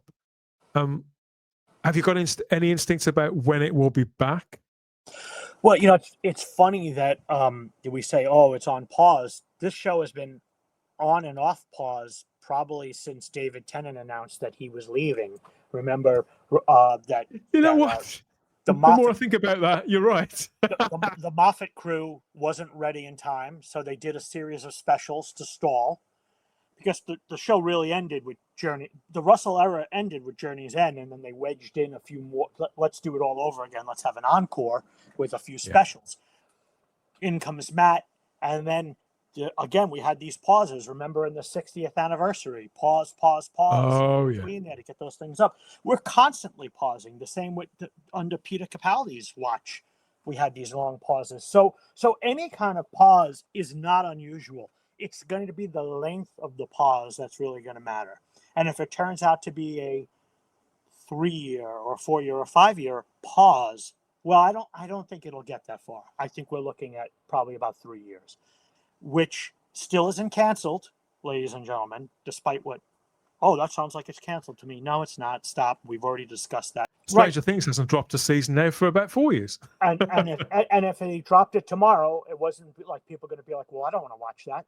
People are going to do what they do now with streaming. They're going to watch it, and they're going to rewatch it because it's all right there at their fingertips. What I'm curious about now is here in the States, HBO Max, what else did they call it? They had like 27 names for this app, this service they had. They've just pulled the pre-Disney Plus new series material down from their service. Yeah, so I'm curious to see if Disney walks away. And I don't think they will. That's a whole separate story. But if Disney walks away, I'm curious if someone is getting the bundle, if you know what I mean. Another streaming service is saying, we're reeling that in. Or is there something else on deck? Is there going to be a new streaming service? I have no evidence of that. But if you remember, Star Trek all of a sudden all went to Paramount Plus when they launched. They sort of tried to pool Star Trek stuff together. So it wouldn't surprise me if there's something out there maybe that we don't even know about yet. I think it's sticking around on Disney. And I give you one just sort of logical business reason why. It's the least expensive show on Disney Plus. They have to manufacture every single Marvel and Star Wars thing they do, and their own stuff, Disney stuff. With Doctor Who, they're a partner in that project, which means they get a show with a considerable following for a cut rate price. And what would their motivation be to not say, yeah, we want more of that? From a business point of view, I'm getting content for less than it should cost me. No, I don't want that. I can't see that in a boardroom somewhere where someone said, well, how much did Doctor Who cost? Oh, they were the cheapest thing we had. Yeah, get rid of them. It doesn't make sense. And the other thing, going back to something we kind of scratched the surface of earlier in our conversation, is ratings. Ratings are a ridiculously outdated concept. When you read somebody on a comment section talking about ratings, you know they don't work in television in 2025. Because ratings are a small piece. Maybe on actual broadcast time, they'll say, oh, 1 million people watched it on the BBC. Yeah, but how many people streamed it on iPlayer? How many people streamed it on Disney Plus? How many people caught up with it a month later? These are factors that did not exist 40 years ago when Trial of a Time Lord went out. So when someone says, yeah, well, it's the lowest ratings Doctor Who ever had. Yes, for watching it broadcast when they could have watched it 12 hours earlier streaming, which every diehard did here in America. The landscape is very, very different. It just doesn't make sense. It's a whole new dynamic now. So, and guess what? We don't have access to Disney's actual numbers, right? Like it's like their proprietary knowledge. How many people actually? We pick our way through any figures published by a Bob. Drip in Britain. Drip, drip. We're filling a bathtub, watching it drip one thing at a time. We're just not. We're never going to know. The only people who know are the people from Bad Wolf who are sitting in the Disney office with a representative from the BBC, and they're having their conversation. The Doctor Who fandom, particularly the veteran Doctor Who fandom, of which I count myself as one, we were unprepared for this particular change. And the fact that some figures, some statistics, metrics, some ratings were simply off limits because of the nature of Disney being a private company. They don't have to publish any of their figures if they don't choose to. And for the most part, they don't. Neither do Netflix, neither do Amazon. They have their own goals. That's right.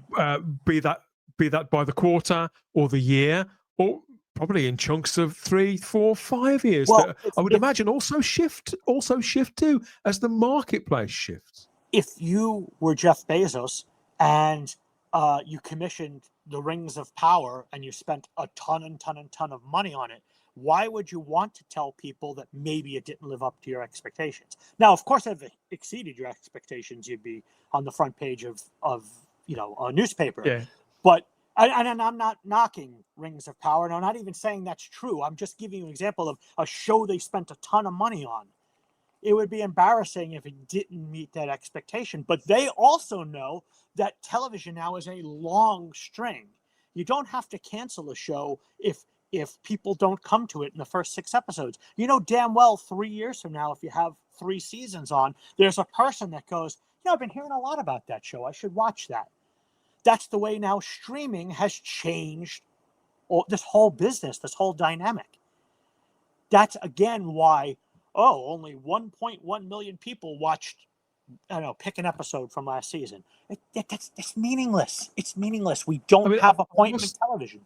I must step in. I don't think it's meaningless, but I think that. How about it's only one piece of the bigger picture now. That's how I view it. I think it's relevant to some extent.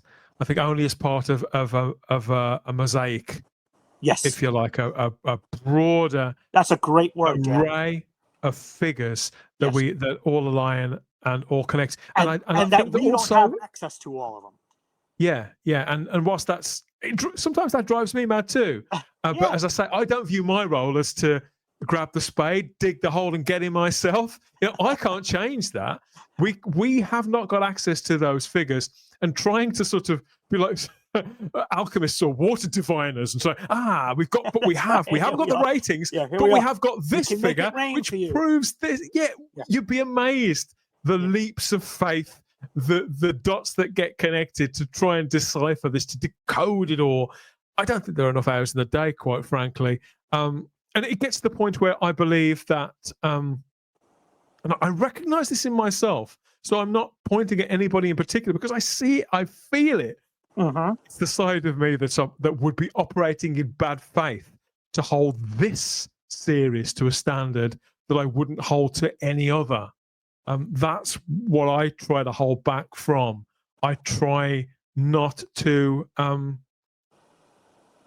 I try not to stockpile negativity that I feel has been pushed my way, directed at me by the production team, by specifically the showrunner or one of the writers on this show, because it's up to me to moderate how I feel about this material. And if I would ever feel that it was damaging me and it was victimizing me, I suppose, to enough of an extent, I would take my leave, as I have with other shows. Yeah, Walking Dead is a great example for me personally. I watched The Walking Dead, when it came on, and I enjoyed it. I thought it was, very entertaining. And they got to a certain point a few seasons in where I felt they were being violent for violence sake.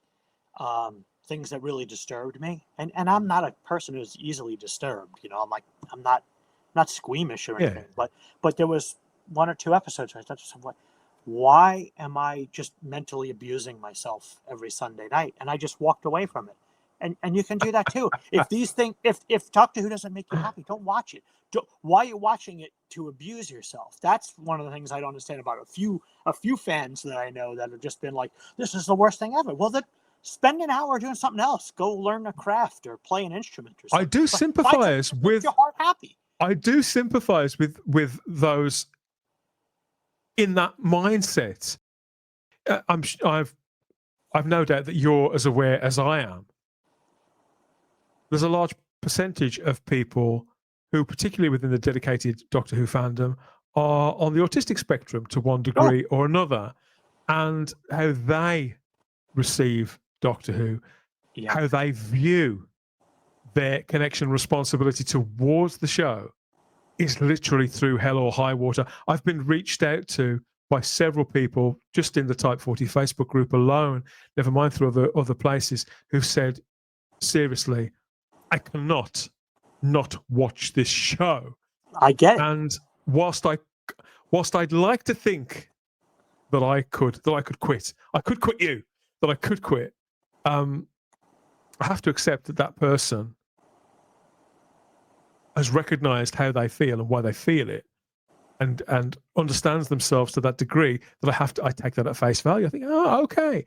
And so if you think there's such a large chunk of people who are within our community and who therefore are having these conversations, who are offering that feedback, whether it be to conventional means, for firing off a salty email, or a string of 4-letter words to Russell T Davies personally on Instagram. That's probably not what they want to be doing with their time, but they almost can't not do it. Sure. They're the same people that will definitely get frustrated when they change the logo on the spine of the DVDs. I get it. And you know what? That's my portion of the spectrum. It's where your aerial, which direction is your aerial pointed at, that often decides this. In many cases, we can't decide where our aerial is set to. It's just who we are. Absolutely. As I say, Doctor Who fandom is a broad church. Yeah. Got a nice broad church reference there. Yes, a fiver, Chibnall. That's right. He and I aren't on good terms. So how was our hour, Dan? Oh wow, Ken. This isn't the conversation I imagined having, but it's been an incredible one. Yeah, and I hope it didn't get too serious for some people.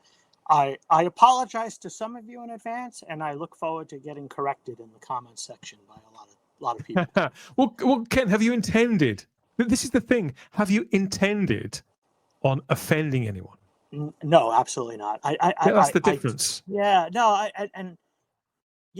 asked for constructive, so I hope I've delivered constructive. I'd like to try to be consistent on that part, at least.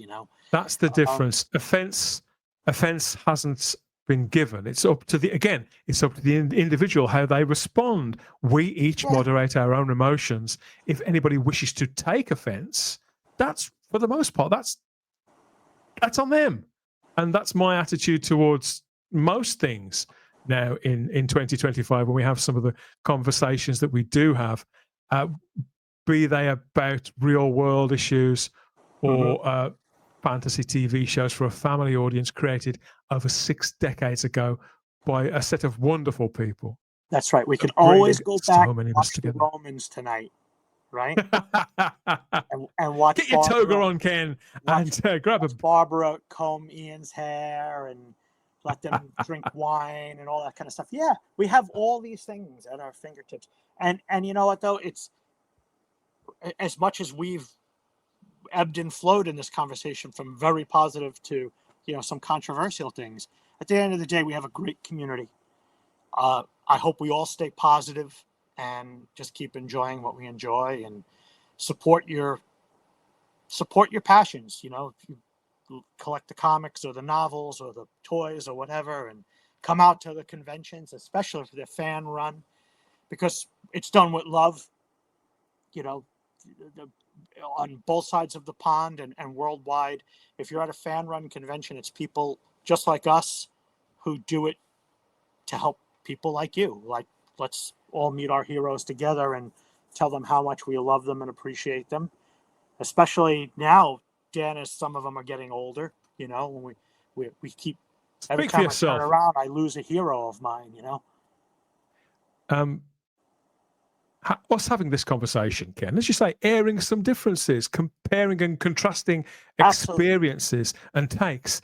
In many respects, a conversation like this is as much a testimony to 20 years of Doctor Who podcasting as any kind of long form, gradual pick our way through high points and low points. When I first got into podcasting in 2017, the guy who took it upon himself to train me, to take me as his apprentice, if you like.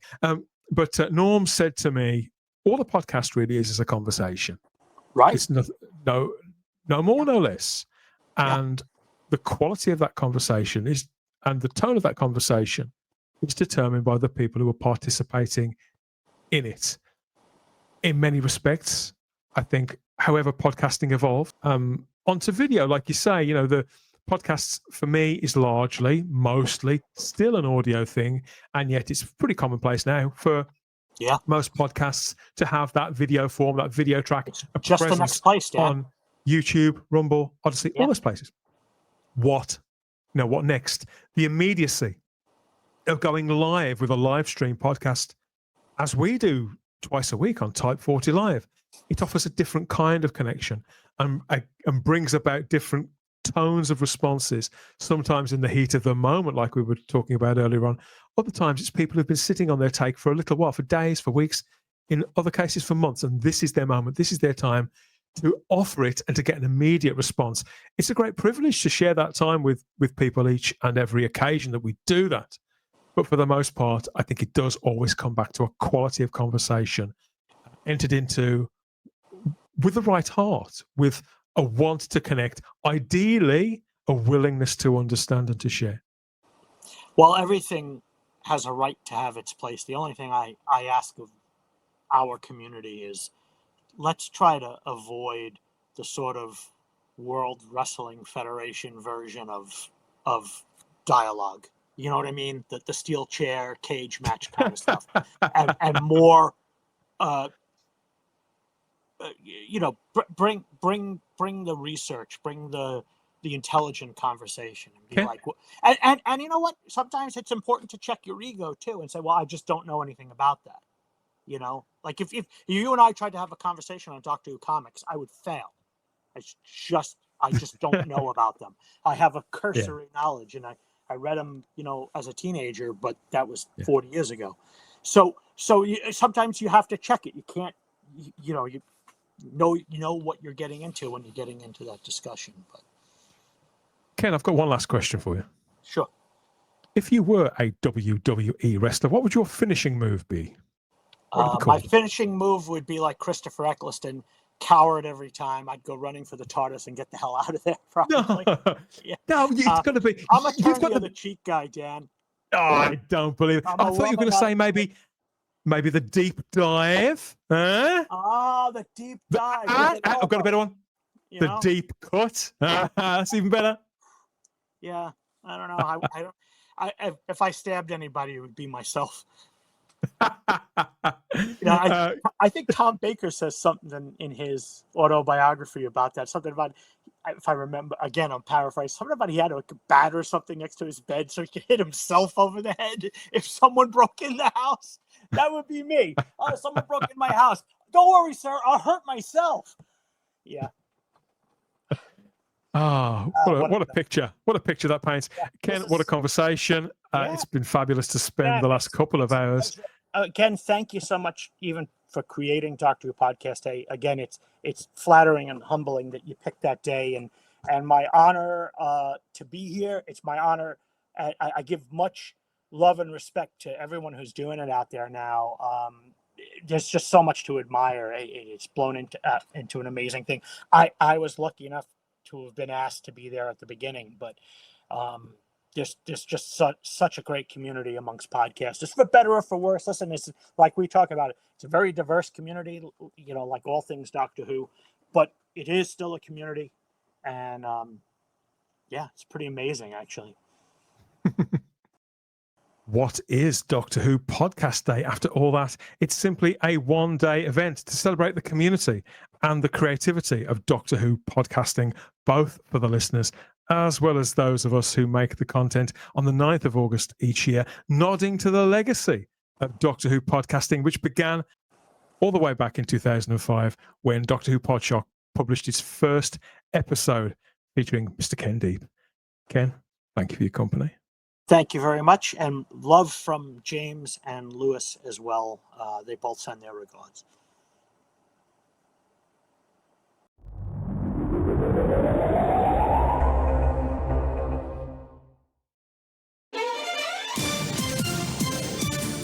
Thank you for listening. We hope you're enjoying this podcast. Here are the other great shows on the Fandom Podcast Network. Culture Clash, where we discuss the latest in entertainment and pop culture. Blood of Kings, our show covering the entire Highlander universe. Couch Potato Theater, we celebrate our favorite movies. And Time Warp, our fandom flashback show discussing a year in movies and our favorite retro movie, TV, and pop culture topics. Good Evening, discussing all things Alfred Hitchcock. Hair Metal Podcast, we cover the rock metal music of the 80s and early 90s. Type 40, a Doctor Who podcast, discussing the time-traveling Doctor Who universe. Lethal Mullet, an action film podcast covering the 80s, 90s, and beyond. Also, check out the Lethal Mullet Network for more great podcasts. What a Piece of Junk, our Star Wars podcast. Making Treks, a Star Trek podcast with a deep dive into the final frontier.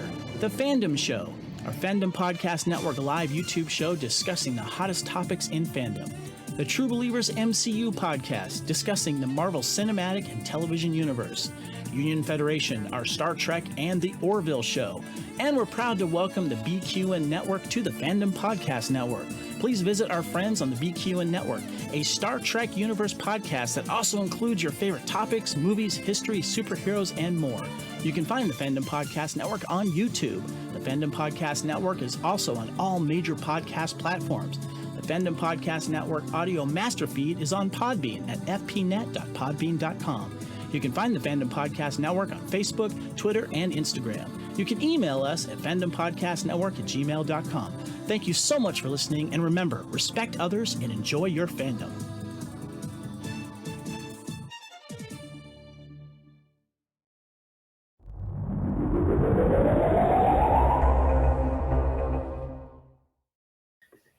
And you can treat yourself or treat your other selves to a little something from a selection of merchandise over at the Fandom Podcast Network's TeePublic store. There's a link to all of that in the show notes. It all goes right back into supporting the network in its continuing mission to keep you topped up with the very best in geeky pop culture coverage, so everybody wins. Yeah, and that is the old girl starting up and calling time. There's more coming your way soon enough. Look out for that wherever you found this. It could have been at the dedicated home feed for Type 40. That's at type40.podbean.com. Maybe we rolled up on the podcatcher of your choice. Apple Podcasts, Amazon Music, Spotify, iHeartRadio, Google Play, all those places. We're in front of your eyes too on YouTube, the world's largest streaming platform, on the Type 40 channel with extended video editions of every show. There's exclusive extra Type 40s, as well as our live stream magazine show, Type 40 Live, completely raw, completely live, where anything can happen, anything can be said, and often is. Get all of that over at Type 40 on YouTube. We're still on the fabulous Fandom Podcast Network's master feed, loaded up with all those treats for your ears. Never mind on the weekly, it's coming at you on the daily. Please consider a trip sideways in time for more quality shows from the FPN. Maybe you'd like to have your say on all of this and that. The good news is you can do if you reach out to us through our social media, Instagram and X at Type40Doctor Who, or email us type40doctorwho@outlook.com. There's the Type 40 Facebook group to join the discussion, those never-ending debates on the virtues or not of the new series and the classic series, as well as all new Doctor Who. To stay tuned to Type 40, where we always have the time if you have the space. We'll see you next time. Bye-bye.